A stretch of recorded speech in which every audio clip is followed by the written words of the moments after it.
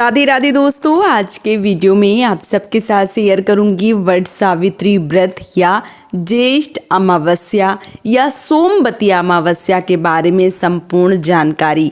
कब मनाई जा रही है, किस दिन मनाई जा रही है, संपूर्ण जानकारी जो है वो आप सबके साथ शेयर करूंगी, क्योंकि लोगों के मन में असामंजस्य की स्थिति बनी हुई है कि वट सावित्री का व्रत 26 मई को मनाएं या 27 मई को बनाएं, क्योंकि जो अमावस्या तिथि है वो दोपहर के बाद ही विद्यमान हो रही है और अगले दिन सुबह सुबह जो अमावस्या तिथि है वो रहेगी। तो ऐसे में बहुत सारे लोगों के मन में ये प्रश्न आ रहा है कि क्या 27 तारीख को हम वट सावित्री व्रत की पूजा अर्चना कर सकते हैं या 26 तारीख को ही मनाना शुभ रहेगा।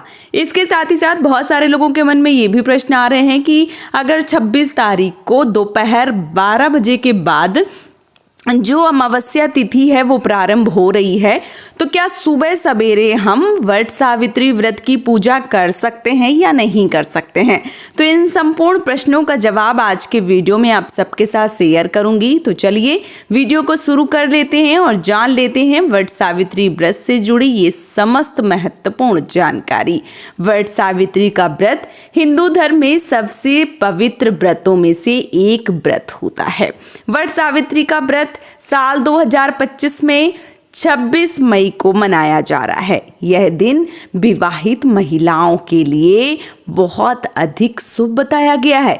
इस व्रत को करने से पति की दीर्घायु और सुखद वैवाहिक जीवन जो है वो मिलता है।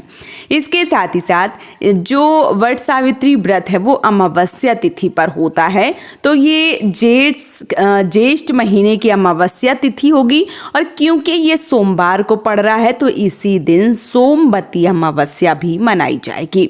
इस दिन महिलाएं वट वृक्ष यानी कि बरगद के वृक्ष की पूजा करती हैं।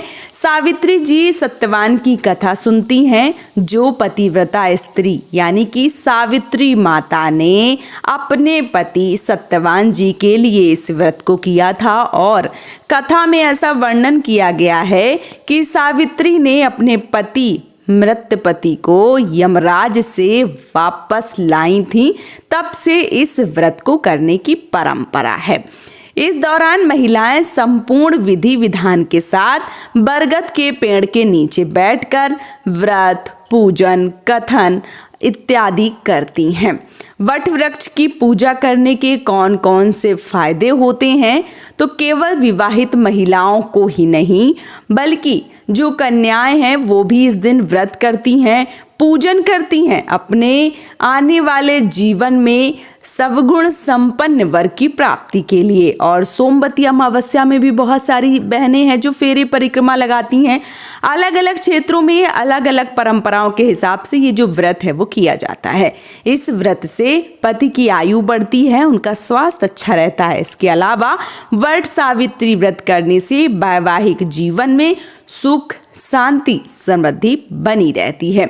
अगर आपके जीवन में संतान की प्राप्ति नहीं हुई है और आप संतान की प्राप्ति चाहते हैं, तब भी आप इस व्रत को कर सकते हैं।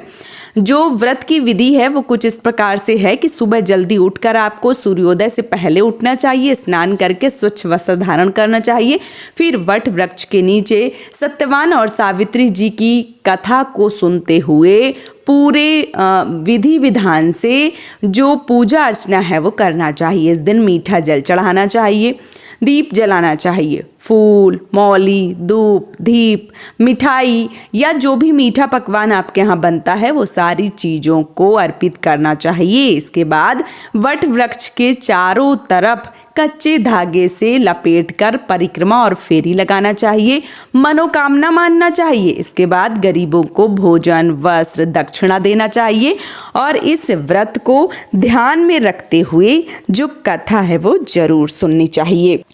क्योंकि इस दिन अमावस्या तिथि होती है, तो अमावस्या तिथि को ध्यान में रखते हुए पितरों का तर्पण, दान पुण्य अवश्य रूप से करना चाहिए। इस दिन किसी भी प्रकार का कोई भी क्रोध और नकारात्मक बातें नहीं करनी चाहिए। पूजा में अधूरी तैयारी या जल्दबाजी बिल्कुल भी ना करें। पहले से ही सारी चीज़ें जो है वो आपको कर लेना चाहिए। और मैंने संपूर्ण वीडियो अपने चैनल पर डाल रखे हैं, तो आप उन वीडियो को देख के भी पूरी विधिवत रूप से पूजा अर्चना जो है वो कर सकती हैं।